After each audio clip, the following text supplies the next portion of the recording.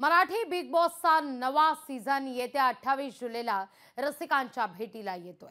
या नव्या सीझन बद्दल सर्व चाहत्यांमध्ये प्रचंड उत्सुकता आहे, कारण यंदा महाराष्ट्राचा लय भारी अभिनेता अर्थात रितेश देशमुख हे या सीझनचे होस्ट आहेत। या संदर्भात अभिनेता रितेश देशमुख यांच्याशी संवाद साधलाय आमच्या प्रतिनिधी तेजल चौकेकर खोत यांनी।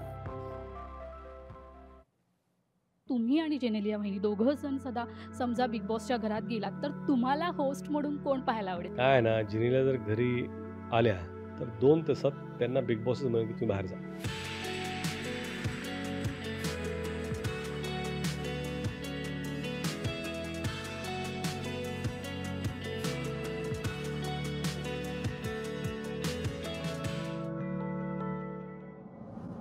हाय हॅलो वेलकम, मी तेजल चौकेकर खोत। लोकशाही मराठीमध्ये तुम्हा सगळ्यांचं स्वागत। आणि आजच्या फ्रेममध्ये माझ्यासोबत आहे महाराष्ट्राचा लाडका लय भारी अभिनेता रितेश देशमुख, आणि आता तो बिग बॉसच्या मंचावर कल्ला करायला सज्ज झालाय। रितेश सर, तुमचं लोकशाही मराठीमध्ये खूप खूप स्वागत। Thank you ma'am, thank you so much. Yes, मराठमोळ्या अंदाजा ढोल ताशाच्या पथकात खूप सुंदर असं वेलकम झालेलं आहे, आणि मराठीमध्ये पुन्हा एकदा कल्ला करायला तुम्ही सज्ज झाला आहात। काय सांगताय, महाराष्ट्राचा संपूर्ण प्रेक्षक तुम्हाला बिग बॉसच्या होस्टिंग करताना पाहण्यासाठी उत्सुक आहे। तुम्ही किती एक्साइटेड आहात? आणि मी प्रचंड एक्सायटेड आहे बिग बॉस मराठी होस्ट करण्यासाठी, कारण बिग बॉस या फॉर्मॅटचा, या शोचा मी प्रचंड मोठा फॅन आहे। मला हा फॉर्मॅट, हा शो खूप खूप आवडतो आणि मी दरवर्षी आवर्जून तो पाहतो। आणि मला असं वाटतं की आता कसं आहे, तुम्ही प्रेक्षक असल्यामुळे सगळे मी जे शोज होतात एपिसोड्स, ते मी लाईव्ह पाहिलेत आणि कधी मिस झाले तर रेकॉर्ड करून जे आपण रिपीटमध्ये पाहतो तसं पाहत होतो। पण आता होस्टिंगमध्ये काय ना, प्रत्येक गोष्टीला ते डॉक्टरसारखं बघणं फार गरजेचं आहे। काय प्रत्येकाची पल्स आहे, काय BP कोणाचा वाढला आहे, कोणाचा कमी झाला आहे, कुठल्या विटॅमिनची कोणाला गरज आहे, ते सगळं पाहण्याची गरज आहे। आणि मला असं वाटतं की एक्साइटमेंट तर प्रचंड आहे आणि होस्ट करायला पण मजा येईल।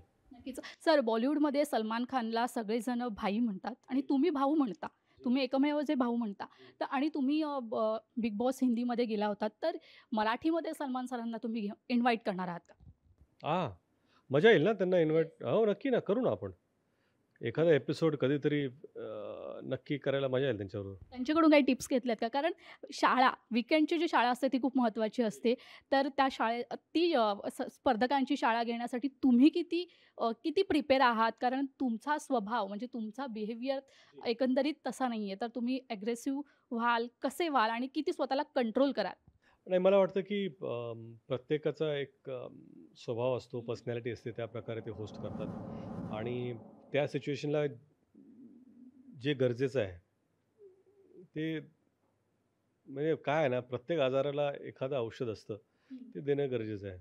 उगाच डोकं दुखतं आणि त्याला तुम्ही जर मोठ्या आजाराचं जर औषध दिलं तर उपयोग नाही। प्रत्येक गोष्ट जशी घडेल त्याला तसा डोस दिला जाईल। नक्कीच सर, तुम्ही म्हणालात की बिग बॉसचे तुम्ही खूप मोठे फॅन आहात।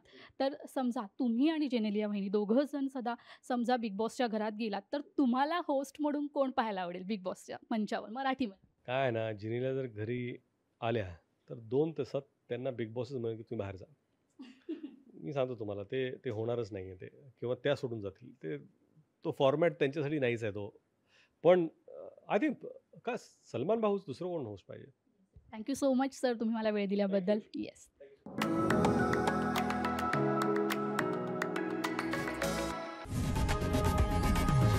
लोकशाही मराठी ऐका, पहा, जागरूक रहा।